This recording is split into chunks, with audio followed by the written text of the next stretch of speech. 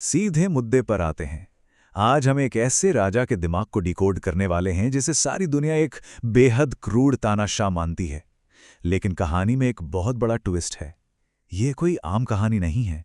ये राजनीति और 4D चेस के लेवल की रणनीतियों का एक ऐसा खेल है जहां इस राजा का सीक्रेट वेपन कोई बड़ी सेना या खुफिया जासूस नहीं है, बल्कि उनकी खुद की 1 महीने की नवजात बच्ची है। जी हां, सिर्फ 1 महीने की। मैं कोई गंदी चीज नहीं हूं।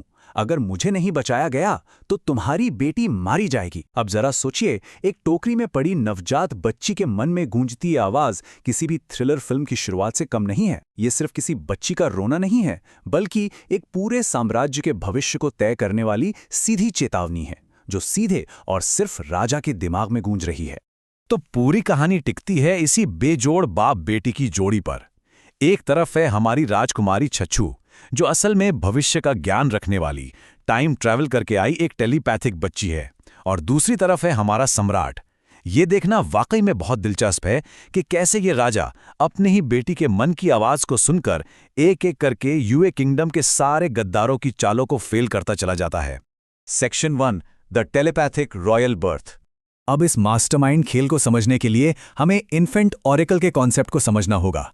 ये इस पूरी दास्तान की सबसे बड़ी विडंबना है।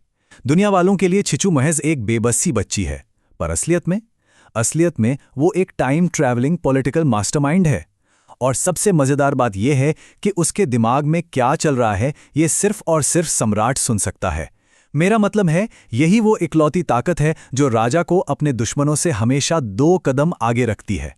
सेक्शन 2, सर्वाइविंग हरम कॉन्स्पिरेसीज। अब जरा महल की इन ऊंची और बंद दीवारों के अंदर चलते हैं। यहां रानियों के बीच सत्ता की एक अलग ही खौफनाक होड़ मची है, और विलन सोच रहे हैं कि वो एक बेवकूफ राजा को चकमा दे रहे हैं। जैसे कंसॉर्ट यांग को ही ले लीजिए, जिसने महारानी बनने के चक्कर में असली राजकुमारी को एक लावारिस लड़के से बदल दिया। या फिर कंसॉर्ट ली, जिसने सीधे बच्ची के दूध में ही जहर मिला दिया। और कंसॉर्ट शू का तो खुद राजा के भाई के साथ ही चक्कर चल रहा था। लेकिन राजा तो राजा है। उसने टोकरी से ही बच्ची की आवाज सुन ली, पेट दर्द की शिकायत सुनकर जहर पकड़ लिया, और उस सीक्रेट अफेयर का भी भंडाफोड़ कर दिया। नतीजा, तीनों की तुरंत छुट्टी।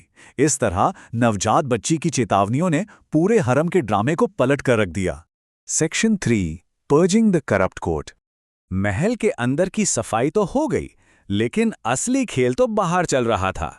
खुद राजा के भाई प्रिंस लू ने भ्रष्टाचार का एक बड़ा जाल बिछा रखा था। लोगों को लगता था कि राजा बिल्कुल अंधा हो चुका है और प्रिंस लू की दी हुई अमरता की गोलियां चुपचाप खा रहा है। लेकिन सच्चाई तो कुछ और ही थी।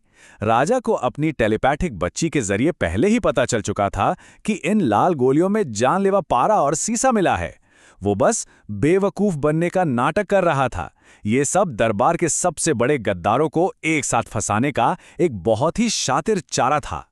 Section 4, cultivating the empire's geniuses. खैर, सिर्फ गद्दारों को मार गिराने से कोई साम्राज्य नहीं चलता, है ना? अकाल और महामारी जैसी बड़ी समस्याओं से निपटने के लिए सम्राट ने छूछू की मदद से एक पूरी नई फौज खड़ी की। ये कोई आम फौज नहीं थी, ये छुपे हुए टैलेंट्स थे। डॉक्टर शेन जैसा मेडिकल जीनियस जिसने राजधानी को महामारी से बचाया, एग्रीकल्चर एक्सपर्ट शू शिनशू और बेहद वफादार कमांडर जनरल ले निंग, जिन्हें राजद्रोह के झूठे इल्जाम से बचाया गया, साथ ही टोंग ह्वान जैसा होनहार छात्र। इन सब ने मिलकर इस टूटते हुए साम्राज्य में एक नई जान फूंक दी। अब अनाज की पैदावार को दोगुना करने के लिए राजा को शू शिनशू की भारी जरूरत थी, और इसके लिए उन्होंने सदियों पुरानी परंपराओं को एक झटके में तोड़ दिया। एक ऐतिहासिक फरमान जारी किया गया, इंपीरियल एग्जाम में कोई भी हिस्सा ले सकता है, चाहे वो पुरुष हो या महिला। ये एक बहुत बड़ा और साहसिक कदम था, जिसने यह साबित कर दिया कि जब बात देश की हो तो पुरानी रूढ़ियों को कचरे के डिब्बे में डाल देना चाहिए।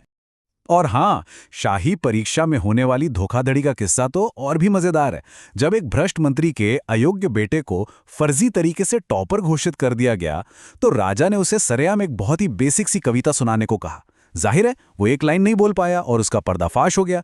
इसके बाद असली हकदार टोंग ह्वान को न्याय मिला। हालांकि इसके लिए उसे ढोल बजाकर 30 कोड़ों की सजा सहनी पड़ी थी, लेकिन अंत में सच्चाई की ही जीत हुई। Section 5, the final rebellion. अब हम पहुंचते हैं कहानी के सबसे भयंकर क्लाइमैक्स पे। गद्दारों ने 7 दिन का एक बहुत ही सॉलिड ट्रैप बिछाया। पहले दिन चांसलर ने सारा अनाज छुपा लिया। दूसरे दिन हर आपदा का इल्जाम राजा के सिर मढ़ दिया गया। लेकिन सबसे बड़ा शौक तब लगा जब तीसरे दिन राजा 7 दिन के अंदर सरेआम माफी मांगने के लिए राजी हो गया। किसी को यकीन ही नहीं हुआ। और फिर 7वें दिन तक गद्दार भाई प्रिंस लू ने अपनी पूरी उत्तरी सेना के साथ महल को ही घेर लिया। महल के चारों तरफ गद्दार भाई की भारी भरकम सेना खड़ी है। ऐसे में एक ही सवाल जहन में आता है, क्या राजा सच में हार मान लेगा? क्या इस मास्टरमाइंड की किस्मत और चालें दोनों आखिरकार खत्म हो चुकी हैं? लेकिन ठहरिए, यहीं तो इस कहानी का सबसे जबरदस्त ट्विस्ट छुपा है। राजा का वो माफी मांगने वाला वादा, वो महज एक बहुत बड़ा और बहुत ही शातिर धोखा था। गद्दी छोड़ने का तो कभी कोई प्लान था ही नहीं। ये तो बस देश भर के सभी विद्रोहियों और भ्रष्ट मंत्रियों को बिल से बाहर निकालने का एक मास्टर स्ट्रोक था। वो सारे के सारे एक जगह इकट्ठा हुए और सीधे राजा के बिछाए जाल में आकर गिर पड़े। अगर मैं ऐसा नहीं करता तो तुम जैसे गद्दारों को एक साथ बाहर कैसे लाता और सजा कैसे देता?